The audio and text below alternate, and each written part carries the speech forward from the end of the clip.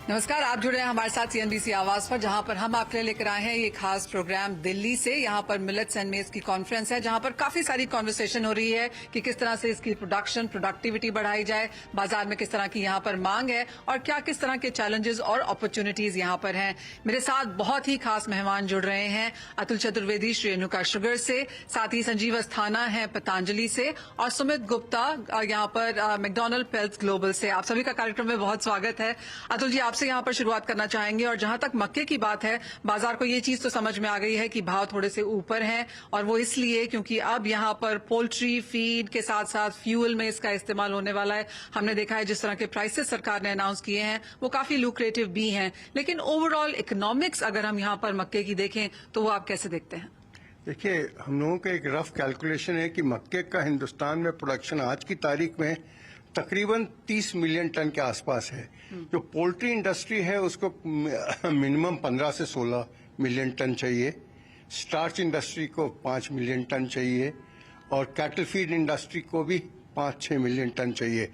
इसके अलावा फूड हुआ और एथेनॉल हुआ, ये सब चीज़ों के लिए तो मैं समझता हूँ आज की तारीख में जो इसकी अवेलेबिलिटी है डेफिनेटली वो कम है और वो रिफ्लेक्ट कर रही है बाजारों में कि आज जो 23-24 रुपए की रेंज में आज मक्का मिल रहा है, जिससे कि गवर्नमेंट को एथेनॉल के प्राइस में भी थोड़ा इजाफा करना पड़ा जिससे कि वो वायबल हो। तो मैं समझता हूँ कहीं न कहीं अपने लोगों को ये चैलेंज तो प्रोडक्टिविटी का करना पड़ेगा।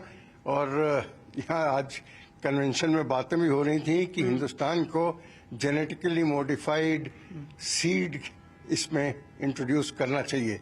जब तक ये नहीं सब चीजें करेंगे तो मैं समझता हूँ आने वाले दिनों में मक्के के दाम हो सकता है खाने के हिसाब से भी काफी महंगे हो जाएं। और एक और अजीब बात निकल के आ रही है कि आज मिलेट्स जो हैं वो गरीब आदमी का खाना समझा जाता है, पर आज उसके दाम देखिए गेहूं चावल से ज्यादा हो गए हैं, तो गरीब आदमियों की रेंज से बाहर जाता जा रहा है। जी हाँ, तो एब्सोल्युटली जो बहुत ही बेसिक कमोडिटीज एक टाइम पर हुआ करती थी जैसे कि मक्का और रागी बाजरा जैसी चीजें, उनके भाव यहाँ पर काफी बढ़ते हुए नजर आए हैं और इकोनॉमिक्स थोड़ी सी एज ऑफ नाउ सेट होती हुई नजर आ रही। लेकिन संजीव जी, यही सवाल आपसे भी पहले पूछना चाहेंगे, कैसे देखते हैं आप as a company, as a corporate, मक्का और मिलेट्स दोनों को ही यहाँ पर, और as a portfolio within the company आप इसको क्या जगह दे रहे हैं? मनीषा जी, देखिए कॉन्फ्रेंस का एक बहुत ही रेलेवेंट अहम मुद्दा है और जैसा अभी बताया अतुल जी ने कि डिमांड मक्के का जो है बराबर बढ़ता जा रहा है और एक प्रकार से डिफरेंट यूसेजेस हैं, चाहे food feed, poultry, ethanol, energy, नए नए यूसेजेस उसके उभर के आ रहे हैं। तो एक जो स्ट्रक्चरल डेफिसिट देश में दिख रहा है कि हमारा जो प्रोडक्शन वर्सेस डिमांड उसमें बहुत फर्क है। तो पहले मैं मक्के का जो विषय है उसको एक प्रकार से बोलना चाहूंगा। तो सरकार के सामने कई ऑप्शंस हैं और जो कि सरकार, इंडस्ट्री और एकेडमिया और रिसर्च इंस्टीट्यूशन को साथ में कार्य करना पड़ेगा। पहला ये है कि कैसे प्रोडक्शन और प्रोडक्टिविटी को बढ़ाया जाए। वो ओवरनाइट कोई सक्सेस मिलने का नहीं है।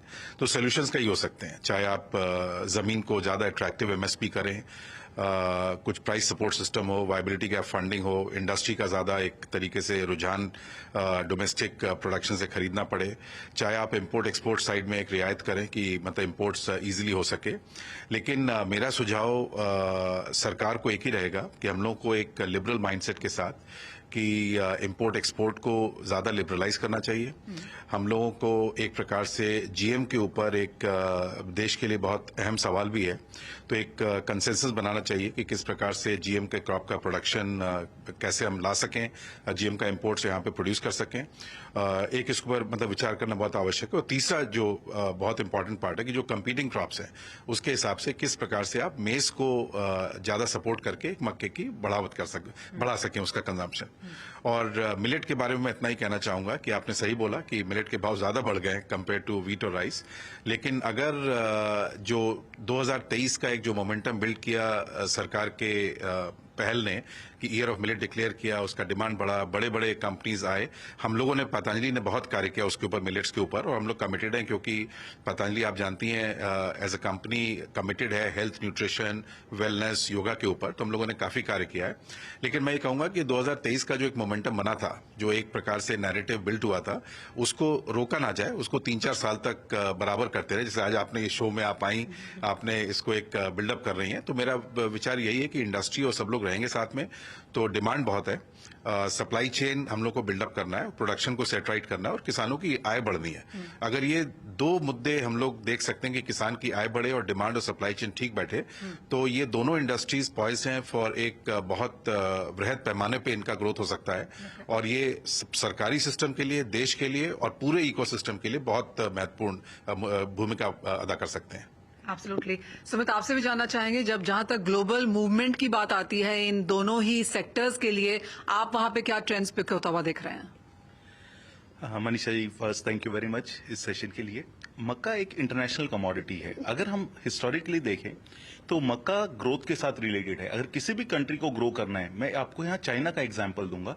2008 में चाइना की जो सोयाबीन की कंजम्पशन 30 मिलियन टन थी और मक्का की कंजम्पशन 150 मिलियन टन के आसपास थी। लेकिन उनका जीडीपी जब 8% पे ग्रो हुआ तो मक्का का कंजम्पशन 12% पे ग्रो हुआ। आज इंडिया को अगर 8% पे ग्रो करना है, और उसका मतलब क्या है, लोगों के पास ज्यादा पैसे होंगे खर्चने के लिए, वो ज्यादा एनिमल प्रोटीन कंज्यूम करेंगे, और फूड और फ्यूल की डिबेट आएगी तो एथेनॉल के अंदर, क्योंकि ऑयल ज्यादा इस्तेमाल होगा तो ब्लेंडिंग में आपको ज्यादा एथेनॉल भी चाहिए। Keeping all this 3 factors into consideration, आप ये देखेंगे कि मेज comes at the core of all 3।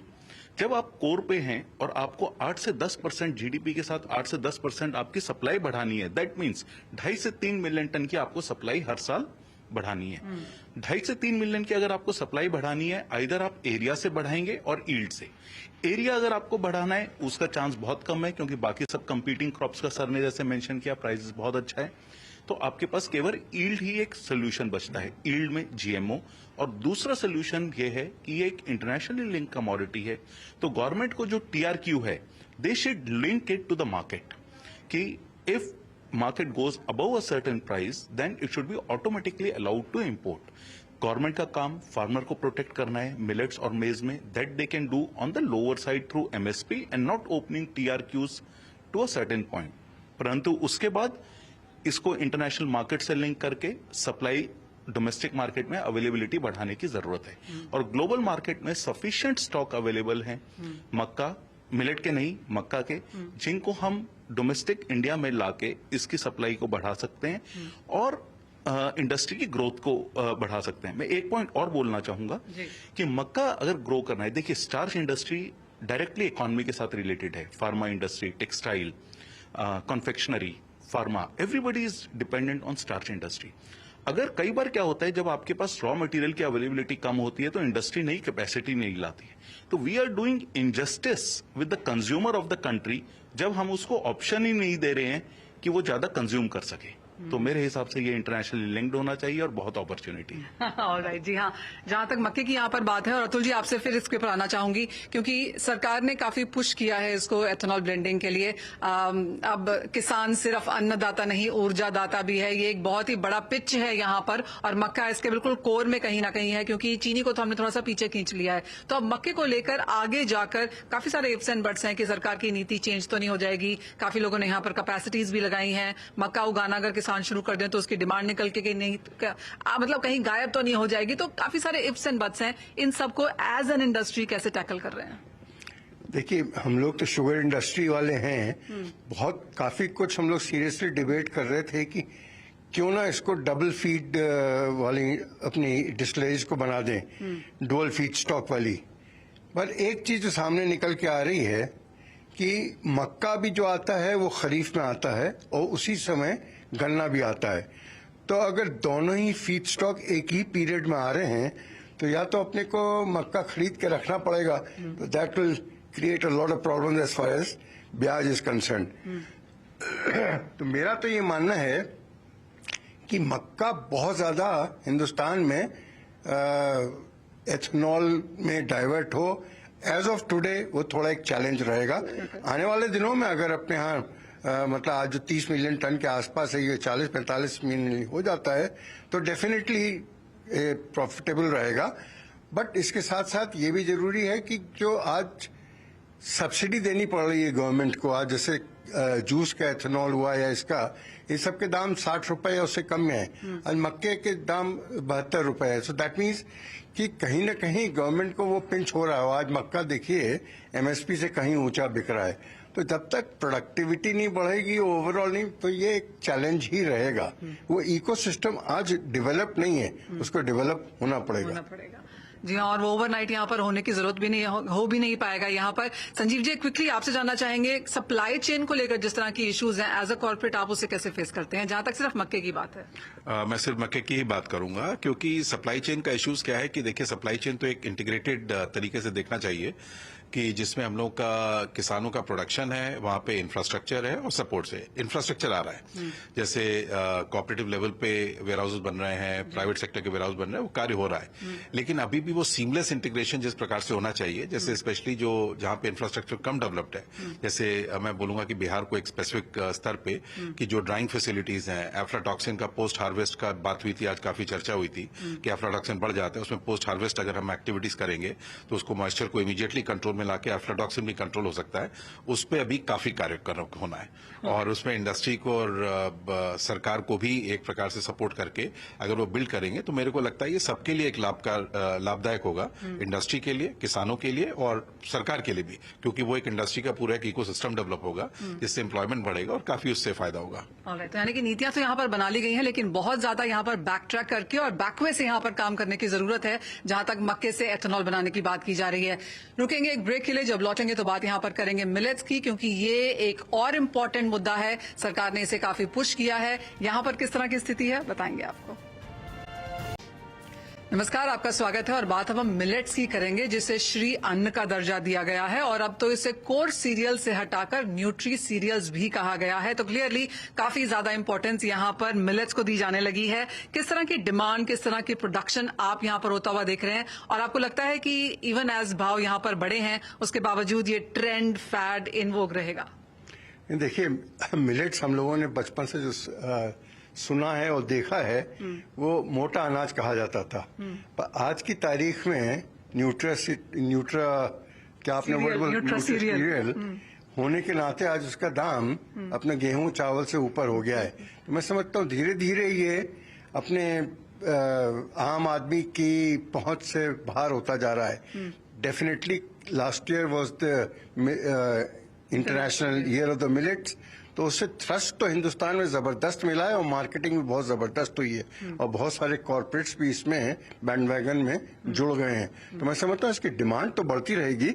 और जहां तक प्रोडक्शन का सवाल है, आज भी मैं समझता हूँ 13-13.25 मिलियन टन से ज्यादा प्रोडक्शन नहीं है। तो मतलब अपने 2-3 सालों में ये गेहूं और चावल को रिप्लेस कर दे मेजरली, वो मुझे थोड़ा शक दिखता है। और जहां तक प्रोडक्टिविटी की कंसर्न्स है, वो भी शायद एक रीजन है जिसकी वजह से किसान इसकी तरफ फिलहाल अभी जा नहीं रहे हैं, क्योंकि बहुत पैसा बनता हुआ नहीं दिखता। लेकिन एज अ कॉर्पोरेट अपने पोर्टफोलियो में अब आप मिलेट्स कैसा देखते हैं? सभी लोग यहाँ पर बिस्किट्स, कुकीज, आटा, नूडल्स, पास्ता सब मिलेट्स का खा रहे हैं। बिल्कुल सही है मनीषा जी, और ये इंटरनेशनल ईयर ऑफ मिलेट्स के बाद एक मेन स्ट्रीम हुआ है। बड़े कंपनीज भी आए हैं, बहुत स्टार्टअप्स आए हैं, और मैं बताऊं आपको, सिर्फ ये स्टार्टअप्स और बड़े कंपनीज का अभी से नहीं, जैसे जौ है फॉर एग्जांपल, बार्ले, उसका ये मॉल्ट मेकिंग में और उसका बोथ फूड और बियर के कंजम्पशन में बहुत डिमांड है। आज से नहीं, मेरे को ध्यान है कि 20 साल से ये चला आ रहा है। तो इसमें थोड़ा सा ये एक इश्यू तो है। मेरे को लगता है कि मिलेट्स का डिमांड बहुत हाई रहेगा और प्रोडक्शन किसी कारणवश थोड़ा फ्लैट है, तो उस पर काफी कार्य होना है और इस समय अधिक समय लेना उसके ऊपर उचित नहीं है। लेकिन सिर्फ इतना बोलना चाहूंगा कि अगर मिलेट का मोमेंटम मत खत्म होने दीजिए। पिछले साल एक बहुत अच्छा एक तरीके से मोमेंटम बना, उसको अगर हम 4-5 साल बढ़ा के रखेंगे, इंडस्ट्री और किसान और सरकार उसके पीछे सपोर्टेड रहेगी, तो ये डेफिनेटली आप देखेंगे कि इसका ग्रोथ होगा और एक पूरी नई इंडस्ट्री उभर के आएगी, जो कि हेल्दी भी है, सस्टेनेबल भी है, क्योंकि ड्राई लैंड फार्मिंग का पूरा ग्रोथ होती है। तो बिल्कुल विन विन एक प्रकार से क्रॉप है, जिसके ऊपर हम लोग को सबको फोकस करके बढ़ाते रहना चाहिए। एब्सोल्युटली। सुमित, आप कैसे देखते हैं मिलेट्स की economy as of now? Very interesting question. अगर आप मिलेट्स देखें, कौन किसान उगाता है? आज देश का जो सबसे मार्जिनल किसान है, जिसके पास पानी नहीं है, वो मिलेट लगवाता है। तो इसका मतलब है मिलेट के जो अच्छे भाव हुए हैं, अच्छा अपॉर्चुनिटी, मार्केट एक्सेस हुआ है, उसका डायरेक्ट रूरल इकोनॉमी को बहुत फायदा पहुंचा है, और उस इकोनॉमी को, उस किसान को जिसके पास आज तक कोई भी सोर्स इनकम का नहीं था, उसके कारण उसका लाइफ ट्रांसफॉर्म हुआ है मार्केट के अंदर। और इसको हमको एक पॉजिटिव बेनिफिट के तौर पे देखना चाहिए, क्योंकि जब भी कोई भी क्रॉप कॉमर्शियल होती है तब किसान का रुझान बढ़ता है। अब हमको ये देखना है कि हम इसको यील्ड में और प्रोडक्शन में कैसे ट्रांसलेट करते हैं। उसके लिए भारत की इरिगेटेड लैंड को मिलेट्स के अंडर आना पड़ेगा। बट क्या वीट की जो यील्ड है 3.5 की, उसको हम मिलेट से आज जो 1 टन पर हेक्टेयर की यील्ड है उससे मैच कर पाएंगे? तो पूरा सवाल, इसका जवाब टेक्नोलॉजी के अंदर है कि किसान कितना, गवर्नमेंट कितना एक्सटेंशन एक्टिविटी करती है, कितना टेक्नोलॉजी में इन्वेस्ट करती है, जिससे ओवरऑल बेनिफिट पूरी इकोनॉमी को पहुंचे। Thank you. Well absolutely, millets of course यहाँ पर एक काफी बड़ी चर्चा है, सस्टेनेबल भी है, सरकार का पुश भी है, सब्सिडीज भी हैं, सनराइज सेक्टर की तरफ इसे यहाँ पर देखा जाता है, आगे जाके अपॉर्चुनिटीज भी काफी हुई हैं, और जैसे कहा गया कि अगर सपोर्ट एंड हैंड होल्डिंग यहाँ पर लगातार रही तो अच्छा खासी यहाँ पर तेजी देखने को मिलेगी भी। अतुल जी, संजीव जी, बहुत शुक्रिया सुमित साथ जुड़ने के लिए, और इसी के साथ फिलहाल इतना ही समय है, लेकिन आप बने रहिए CNBC आवाज पर।